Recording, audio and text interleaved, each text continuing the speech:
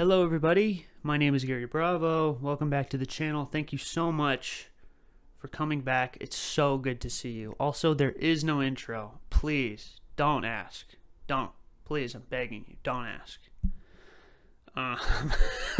First things first, I've been struggling with writing this script recently. I've been going through a little bit of a mental block, but because of some recent developments that I will circle around to, I have been vindicated to a point that I previously had no expectation of. YouTube is a strange place. I've been consuming content on YouTube for years now, probably at this point a majority of my life. I even remember the very first YouTube video I ever watched. It was a 3D rendering of a goblin or some sort of orc thing from World of Warcraft, and it was doing a little like Fortnite dance to the Manamana song from the Muppets. Is that ringing a bell for anybody? I have a very distinct memory of entering this office space at my sister's friend's house because she had a younger brother, and you just kind of like become friends with the siblings of your siblings' friends. I don't know if you guys have siblings, but shout out to all my sibling havers out there. You know what I'm talking about. Anyway, he showed me this video and he was fucking stoked. And I gotta admit, I didn't get it at the time. It kind of flew over my head.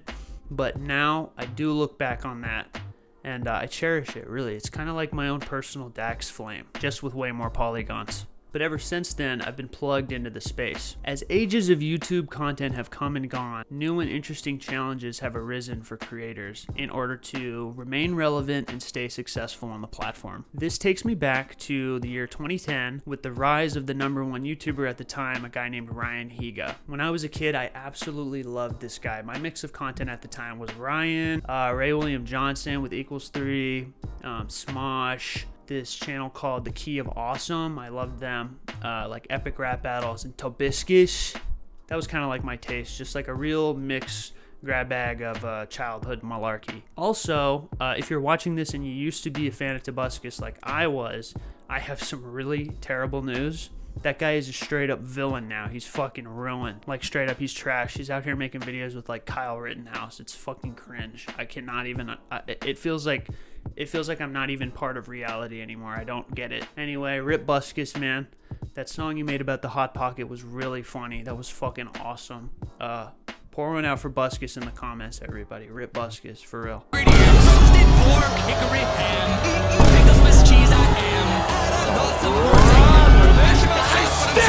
These channels did a mix of content from reactions to skits to gaming, but my favorite was always the music related content. I always loved the music videos and the music parodies, and like I went crazy for the epic rap battles back in the day, and I know that I'm not even close to the only one who loved this shit. It was wild. I remember talking to my friends at school, waiting. We'd be searching for it. We'd be watching our notifications.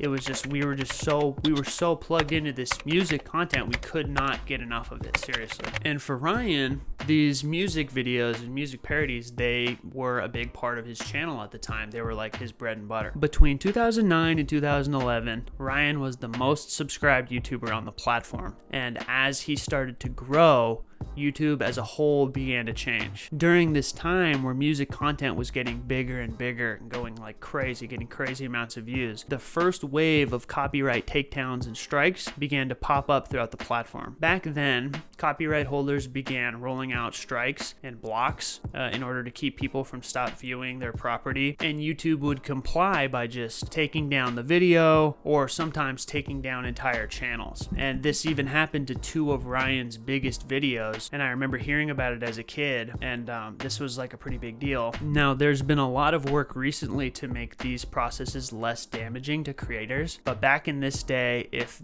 you had 3 or more strikes or 3 or more blocks issued, YouTube could straight up just nuke your channel and wipe you off the platform completely with like little to no warning. Now, I wanted to use Ryan here as an example because to me, the struggle of his channel kind of coincides with the struggle of the platform as a whole. As bigger powers started to become greedy and focus in on taking down content that was made in fair use by creators like Ryan, YouTube itself was being taken down as well. So I say this with full knowledge that YouTube's numbers numbers have continued to rise steadily. Their user counts are up. Their profitability has been rising. It's on an upscale. So I'm not referencing the platform's profitability, so to speak. I'm more of referencing how these practices began to degrade a section of the creative culture within the platform. Music as a form of expression transcends culture globally. Especially with the rise of the internet, music can now be shared across cultures, across borders,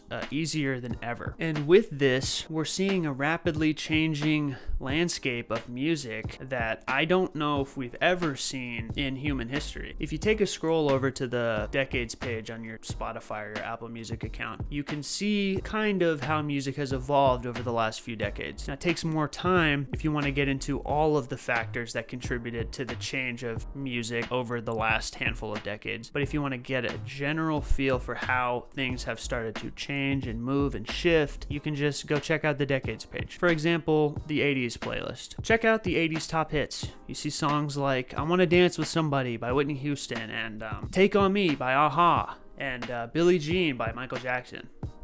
Side note, do you think you did it? No, but seriously. Do you think you did it? Have you seen the documentary? Anyway, but my point here is these songs have a similar feel. They embody 80s music culture. Big vocals, these full productions. These songs, they envelop you, they invade you. You know, they make you want to dance around. They make you want to buy a neon sign. They make you want to take a bump off of somebody's Bowie knife in the bathroom on a Tuesday night. I don't know. They make you want to go crazy. These songs, they have a vibe. It's even arguable that all the songs I just listed can fall into their own genres of music, but that's not the point. What I'm trying to say is these songs, they're all a part of something bigger. They're all a part of the 80s. Jump forward to the 2010s playlist and everything falls apart worse than a bad pair of jeans. Just the Way You Are by Bruno Mars shares a hit list with Wake Me Up by Avicii and Slow Dancing in the Dark by Joji. Now, to be fair, this list may appear to me differently than it does to you because of my specific algorithm. So if you look at it, it could be different. But honestly, who in the fuck is putting Soft Hits from 2010 by Bruno Mars on the same playlist as Joji? These tracks might as well be, they might as well be 8 years apart because that is how far they are apart. It's literally 2010, 2018. The music we've been listening to and consuming this last decade has been picked up and pivoted so many times, it's mind-boggling. There seem to be dozens of new and unexplored genres just appearing out of thin air. Now, the point of me identifying this is not to dive into why this is happening.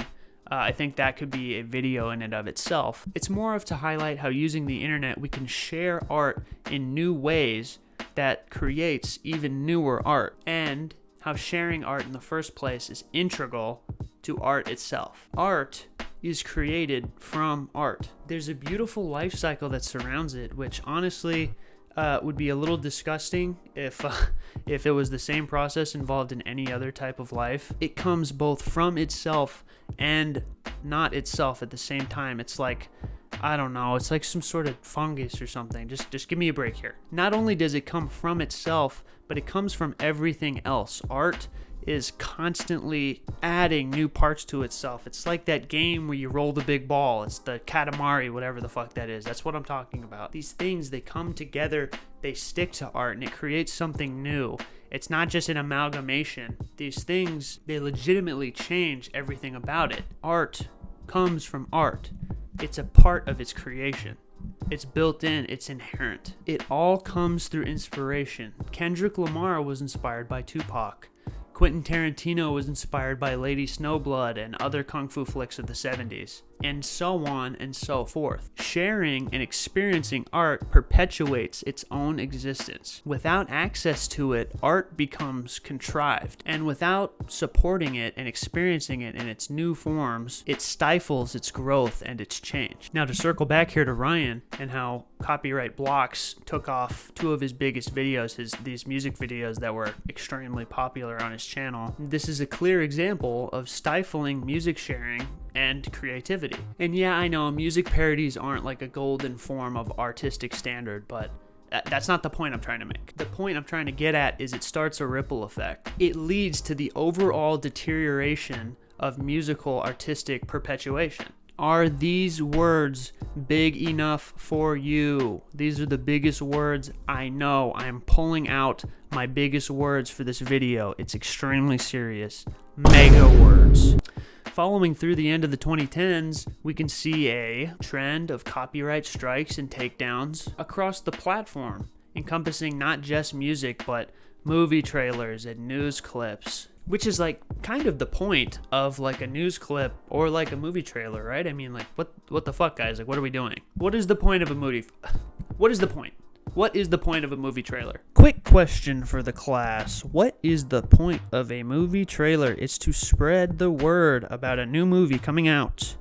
It's marketing. Why on earth would anyone copyright strike a video covering movie trailers? It's completely beyond me. But one of my favorite channels, Internet Today, has completely had to stop playing clips of movie trailers and move to only showing stills because their content gets claimed so frequently. Now, these strikes have been building and building ever so slightly, changing the landscape of the platform and how people create content here. And then TikTok enters the scene. The artist formerly known as Musical.ly bursts onto the scene and is instantly a behemoth in the social media space. Its growth in 2021 is reported by TechCrunch to be 142% growth in users year over year, placing it at number 6 in the top 10 social media platforms on Earth. Now, this growth, it scared the big boys over at Google and Facebook into pushing more funding into short-form video content. Millions of dollars spent trying to get you to use their shitty TikTok ripoff, only to result in an uphill battle to nowhere. But why hasn't any of this worked? Why isn't anyone switching over from TikTok to YouTube? Why hasn't Triller had any success in breaking into the market? Is it because Ryan Kavanaugh has a shameless and brazen resemblance to Harvey Weinstein? Why am I asking you all these questions? You want to know what I think? Yeah, if you're still here, you definitely do, and I appreciate you sticking with it because here's my point. I think it's obvious.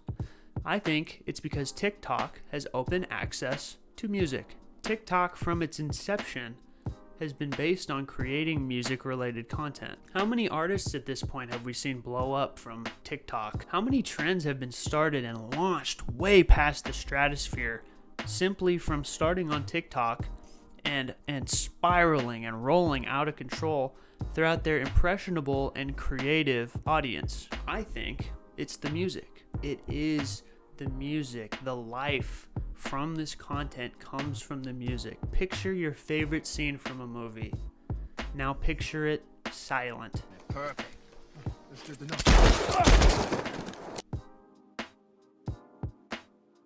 Why does your favorite song sound so much better in the car? It's because you can really crank that fucker in there and then just go crazy. That's the point. It's the music. It's the sound. Sound is a part of life. And entertainment is a way to substitute life. Without the right sound, it's never going to be the same. Now, if you ask me, that is exactly why TikTok has been succeeding and why YouTube has been struggling to break into the short-form video content. And if you needed any more convincing as to why I'm right, which we both know I am, it was reported earlier this month. YouTube is wrapping its Shorts program under the same licensing agreement as YouTube Music. They admit it. We got them. This article by TechCrunch, it cited the recent explosion of that Kate Bush song, Running Up a Hill from Stranger Things. They state that YouTube executives saw how widely shared this song from fucking 40 years ago was. It was the last straw that made them reconsider opening up a licensing agreement for their own Shorts program. But I have hope with enough success in the Shorts program, they would be willing to extend that license and allow creators to finally breathe when it comes to using music to create content. In conclusion, this is why I think YouTube owes me a personal apology for allowing someone to block my vlog from my trip to Berlin for using 16 seconds of a German pop song. Hey everybody, This is Gary from the Editing Bay. I'm just wrapping up this video now. Just wanted to say thank you so much for watching. If you made it this far, don't forget to leave a like and subscribe if you like the videos. I got more coming soon. I really appreciate it. Thank you so much. See you later.